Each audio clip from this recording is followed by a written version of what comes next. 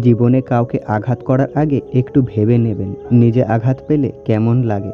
মনে রাখবেন, জীবনে কাউকে কাঁদিয়ে বেশি দিন ভালো থাকা যায় না।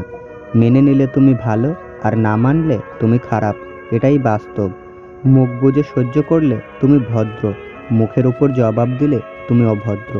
স্বামী স্ত্রীর মধ্যে ঝগড়া হলে ভুলেও কোনো পর মানুষকে জানাবেন না, কারণ মানুষরূপী কিছু শয়তান আছে যারা সেই সুযোগটা নিয়ে সংসারকে ভেঙে দেবার চেষ্টা করে।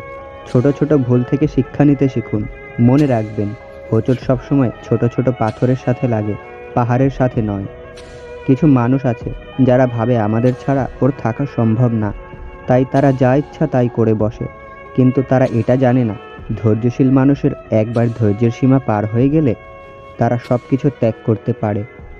মানুষ যা পায় না তার কদর ঠিকই বোঝে, কিন্তু যা পায় তার কদর বোঝে না। যদি যে যা পায় সে তার সঠিক সম্মান দিত, তাহলে কম বেশি সবার জীবনে সুন্দর হতো। স্বার্থপর মানুষ সব কিছুতেই স্বার্থ খোঁজে, স্বার্থ হাসিল হলে আঘাত করে কেটে পড়ে।